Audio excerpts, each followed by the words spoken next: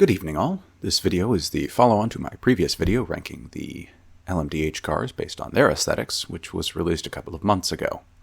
The methodology has remained largely the same, although given that neither Glickenhaus nor Vanwall is a manufacturer of general road cars, I removed the brand fidelity aspect of the ranking from their scores and adjusted accordingly to maintain a relatively level playing field. I suppose we could call this a sort of balance of performance for aesthetics, for whatever that's worth. For those of you who missed the first video or are new to the channel, welcome, and for reference or reminder, the scoring categories are 1.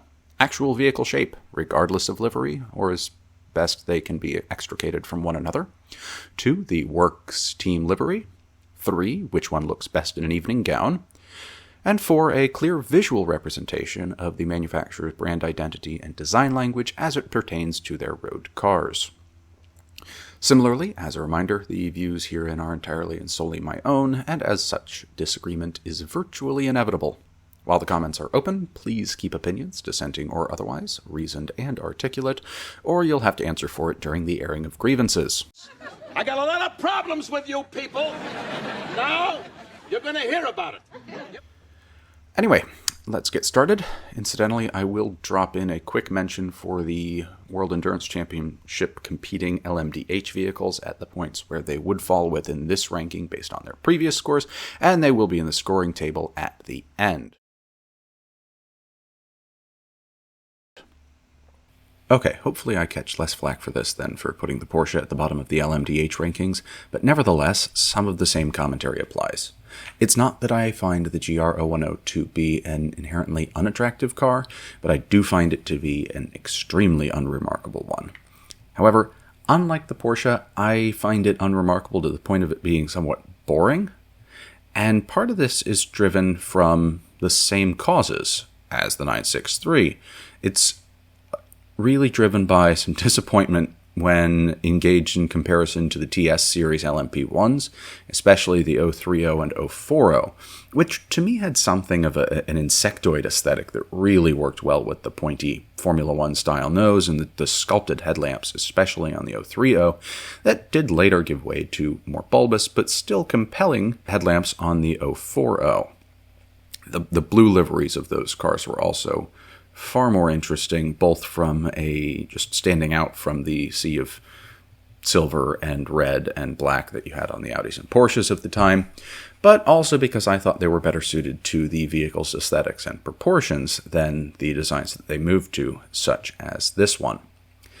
Even notwithstanding the late LMP1 designs, I feel like the GR010 just looks a little bit bloated and inherently uninspired. I know that some of the bloating is going to be built in with the changes to regulations for Hypercar versus LMP1 that requires the larger windscreen and a generally more road car inspired aesthetic. But as we will see with some of the other vehicles, both in this ranking and looking at the LMDHs, it doesn't have to be that way.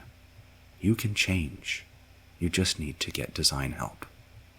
Anyway, I do have the same upper dislike for the upper air intake as well. Same with the Porsche and those side strakes. Although the fact that they used single piece units instead of the double piece units that Porsche went with is marginally better.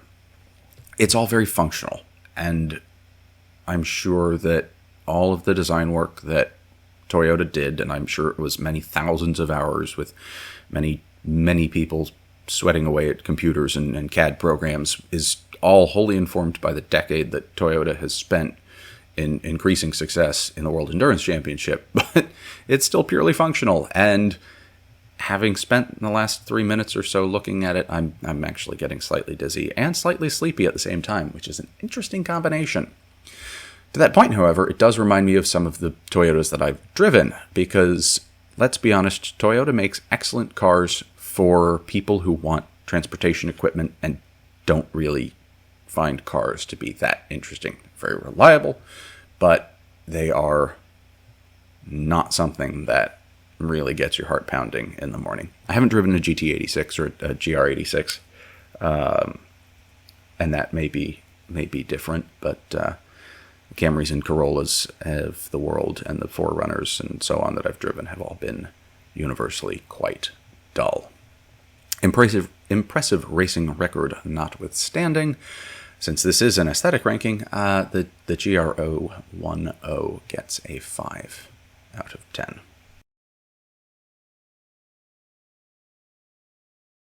Okay, the Glickenhaus is up next in the ranking. In some ways, I had a lot of difficulty placing it where I did, because in many ways I think of the Glick as the aesthetic opposite of Julia Roberts, which I know sounds strange, but bear with me for a second. Considered in its constituent elements, every design aspect of the car is inherently compelling. There's these, the Lola T70-esque headlamps and front end, these louvered wheel arches. There's the smoothly tapering rear engine cover and the fins on this rear wing that to me put me in mind of an old, rally car. Incidentally, I don't know what this smooth tapering bit is for, but it does look really good. It's probably just for aerodynamics. And then, of course, you've got these gold wheels, which are also lovely and really put me in mind of Subaru's old WRXs on the rally circuit, especially with this blue, which is admittedly not Subaru blue, but it's close enough for government work. But when you put it all together, the overall effect falls a little bit flat somehow, which is the exact opposite of what happens with Julia Roberts. Considered individually, her features aren't stunningly beautiful, but the combined effect really just works, particularly when she's in motion and doing her acting thing. Maybe if I was really going to criticize individual pieces, maybe the lower rear end just tapers together a bit too much relative to the wing, and it looks a bit odd. I'm sure there's an aerodynamic reason for that. And the front end overhangs a little bit too much forward of the rear wheels, although looking at it now, I do see almost an element of the GT40 or the GTLM car from 2016 there that I hadn't noticed previously. Of course, fidelity to the road cars of the brand is essentially irrelevant because all of Glickenhaus's road cars are low production models based pretty much precisely on their road car or their race cars.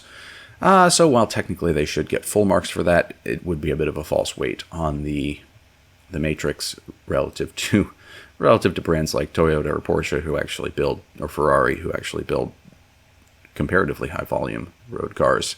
And as a result, I left it out. And as far as liveries go, I didn't love the primarily red livery that we'll switch over to now. That they raced in their first 2 years or so of competition. But it doesn't really stand out. I guess it gives a nod to their beginnings as a builder and modifier of Ferraris for GT3 competition. But everybody has red race cars. It's kind of a thing. And since it's not actually a Ferrari, it didn't do anything for me. There's nothing inherently wrong with the livery design, but it's just fine. And then, of course, what they came out with this year is exquisite. Part of the reason I may be biased is I have a car in very similar color, and I think it is a color that just brings great joy to all who see it, and we could use more sky blue colored cars on the road. The Le Mans Special livery also had some interesting little drawings on the rear stabilizing fin that put me in mind of some of the artwork from the Le Petit Prince, the book Le Petit Prince by Antoine Saint-Exupéry. If anybody has more information on what exactly the story was with those, please let me know for the sake of my curiosity. Ultimately, though, overall, I give the Glickenhaus a 5.75 out of 10, although there is a small part of me that does want to give it an 8. Moving swiftly along, the Vanwall finds itself in 4th place as by far the greenest of the current hypercar crop at least in terms of paint color, if not in terms of being friendly to Johnny Polar Bear. It's another instance to me of the individual elements combining to a weaker sum than their parts, although in a very different way to the Glickenhaus. While I do still like the design of the Vanwall, every time I look at it, I'm immediately struck by the thought that it looks a bit like a Formula One car that got stung by a bee, only to discover that it was really quite allergic and nobody had an EpiPen nearby. Nevertheless, the rear and front aero treatments really hold strong visual interest for me in terms of their aggressiveness. And again, with the just looking really a lot like a Formula One car that's been modified for road racing. And the rear has these wonderful grates on it that, to me, look like they would be perfect for grilling dinner after the race if they were aluminum instead of carbon fiber, because aluminum comparatively holds heat well relative to carbon fiber, which, to my understanding, has a tendency to just rather burst into flames, which doesn't make for tasty burgers. I also really appreciate the gold accents that they introduced for their Le Mans livery, and I think it does a fine job of setting off the main dark green, almost British racing green coloring of the car. I also appreciate this brighter lime green pop at the front that adds some additional visual interest and prevents the design from being a bit dreary, and also really enjoy the fact that they extend that greenness into pops on the wheels and on the number 4 at the rear. I'm also going to take a brief deviation here to look at the livery that this was packaged with. I'm not sure if this was anything but an Assetto Corsa model livery, and that was never actually intended for prime time, but whoever did design it, be they modder or actual official designer of liveries for the Vanwall team, did a lovely job. I think I really enjoy the high-vis sort of safety danger yellow, and I also really like this. Well, I like the pirate flags too. I know there's one on the front in the other livery, and that may be limited to these models rather than being in reality, but I also really enjoy this "giving modern travel its mojo back" phrase or motto. I'm assuming it's a marketing motto from some company, because it doesn't really sound like something you just print on the side of a road car for fun. And I've no idea to whom it belongs, but I don't particularly care either, because as a concept and initiative, I think it's much more important and deserves broader attention and more of our collective effort as members of the human race. In fact, I like it so much that that's going to be today's call to action, not featuring the 3 sacred words of YouTube. Do better when traveling. If you're flying, put a bit of effort into your appearance. Pajamas are not the right thing to wear on an airplane. And treat the airport staff and flight crew like they're human beings rather than chattel scum intent on manifesting your every inconvenience. If you're taking a road trip, and this is probably preaching to the choir due to the content of this channel and the general audience, but remember that the left lane is for overtaking and tents are for camping. And some of us actually live in Florida or Virginia or wherever you're driving through to get to your vacation spot and may need to get to work. The past few years have largely seen us forget that a little decency goes a long way, and it costs nothing to be patient. Anyway, soapbox done. Even more so than the Glickenhaus, it's wholly inappropriate for any score, assigning any score to the brand fidelity aspect of the Bicalis/Vanwall, since, as mentioned in the 5-minute guide for the car, which you should go watch if you haven't done so, they don't actually make any road cars, apart from nominally offering this one as a road car to comply with the hypercar regulations. Whether anybody's actually been interested enough to purchase one is as yet uncertain, and I don't imagine that there's been much interest. But anyway, on the whole, the Vanwall scores a 6.5 out of 10. The Porsche 963, for those of you keeping track at home, received a 6.5 out of 10 as well, tying it for 4th in the rankings with the Vanwall, although I do think that their Le Mans livery, having now seen it in the flesh, may earn them an extra quarter point. So, call it tied plus with the Vanny. And here sits the other LMDh in this year's World Endurance Championship at 7 or 7.5. I still like it. I still think it sounds spectacular. I still wish that John Hindhaugh would stop calling the number 2 car gold when it is clearly and unquestionably yellow. Moving along. Okay, and coming in at number 2 in the ranking, and again giving away the winner, is this year's Le Mans winner, the Ferrari 499P. Ferrari did a much better job with this design than Porsche did with theirs, in my opinion, particularly when it came to paying homage to their racing heritage and harking back to prior prototype designs. The complexity of the rear deck spoiler diffuser combo here is of particular note, and in general, the proportions of the vehicle managed to flow together in not just the manner you'd expect from an Italian team. Excuse me, I actually really like this little cutout here in the way that it it's almost like a ducktail spoiler, evoking some of the 60s and 70s vehicles. The only part of the vehicle that I don't find attractive are these upper headlamps, and it's really just, I can't decide exactly why, but they either look like little tiny mustachios or maybe just oddly squinted eyes or really poorly done eyebrows.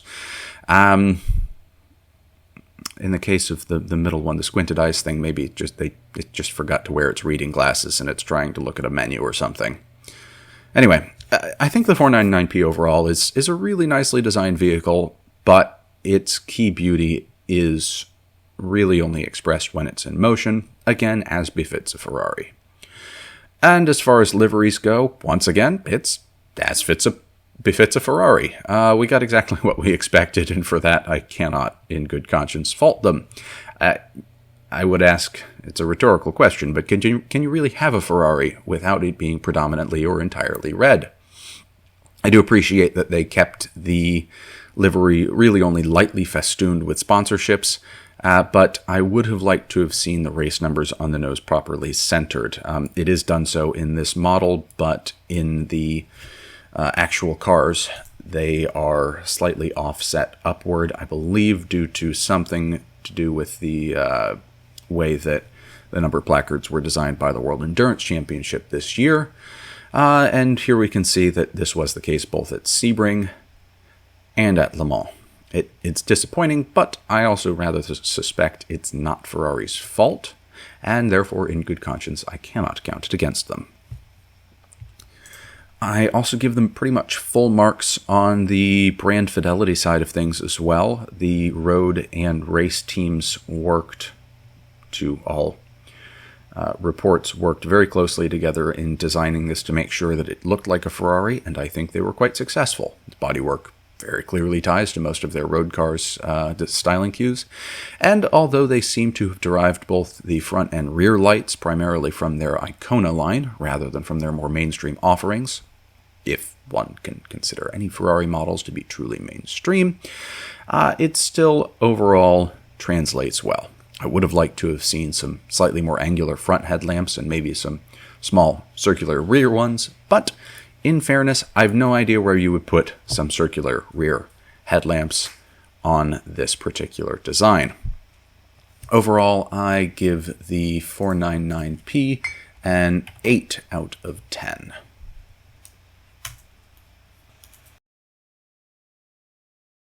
And unsurprisingly, for those of you who have seen any of my previous videos that mention the 9X8, it probably comes as no surprise that it earned the top ranking in this video. In fact, I feel compelled to rank the 9X8 as one of the most visually compelling cars I've ever seen. Not necessarily one of the most beautiful. Its features are too purposeful and aggressive to earn such a moniker, but looking at the 9X8, I take such a consistent and untrammeled delight in the design that I couldn't rank it anywhere else. I simply can't find any styling or cue or aesthetic aspect with which I'm unsatisfied, or for which I can think of an improvement, and its lackluster performance on track notwithstanding, it looks the fastest and most futuristic out of all the current LMHs. The proportions, the wheelbase to overall length, and the positioning of the cabin relative to the wheels and rear engine covers slope give it almost like a slightly hunched forward look that to me is a little bit evocative of a swimmer or a runner on the starting blocks. The rear dorsal fin transitions absolutely seamlessly to the rear wheel strakes from any of your side view angles, especially in the deep bluish purple accent color that they brought in with the Le Mans Centenary livery, which we'll look at in a moment. The rear light bars are wonderful. They almost look like bars of molten metal that have been bolted to the car, and viewed from the front, the lack of a rear wing contributes to such a clean silhouette that really is only marred by the little mandatory transmitter camera thing on top of the air intake. And as far as liveries go, well, they went with this whole stealth gray, bleak, cubist modernist aesthetic for the first half season or so, and honestly, it worked well for the shape of the car. It looks like a stealth fighter from a very different school of the ARX-06's design, but no less compelling, and it was probably delightfully easy to apply the wrap relative to a more complex design. So naturally, the next step for the evolution of the livery was to go to completely the other end of the spectrum and introduce this acid-inspired fever dream direct from if Tron ran on a bootlegged version of Windows ME side-loaded into a Cray 2 during a hacking competition between Linus Torvalds and Clippy. I'm going to pause there for a moment because that's probably the nerdiest sentence I've ever formed and is unlikely to be topped at any point in the near future. So, as you might assume, I think it's the absolute bee's knees. I have no idea what they actually intended to represent, since it sure as hell doesn't recall any liveries from the 908, and you'd be really reaching to say it has inspiration from the 905, apart from the fact that some of the same colors are present. But good heavens, someone is clearly enjoying themselves over at Peugeot Motorsport. As far as tying into the brand's road cars and design language, honestly, the 9X8 falls a little flat on this. Contrary to most of the Hypercars and LMDhs, they did get the lights right, and the grills are broadly similar. But the current Peugeot road lineup otherwise is pretty aesthetically unremarkable. They just look like mid-range European vehicles, which they are. Wish they would bring back a modernized version of the RCZ, or that they had put the 908 RC or the Onyx concept cars into production. Of course, they're concept cars, so obviously that's not what they're intended for. Oh well. Taking away some score for the rather weak link between the 9X8 styling and that of their road cars, I give the Peugeot 9X8 a 9 out of 10. I'm not sure what that would make the equation of 9x8, what you'd have to substitute there for x, but be that as it may. Anyway, that wraps up my entirely opinionated and in no way authoritative ranking of the 4 current Le Mans Hypercars. We'll see how next year's newcomers land in this ranking after they're revealed and I have a chance to see them in the flesh somewhere.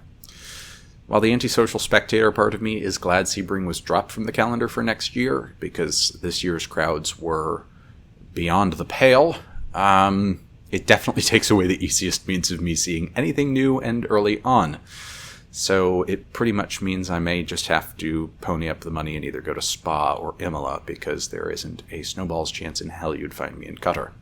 Thoughts and debate welcome in the comments below, and enjoy National Bagel Fest Day if you're listening to this on the day of release. As always, thank you for watching and have a wonderful evening.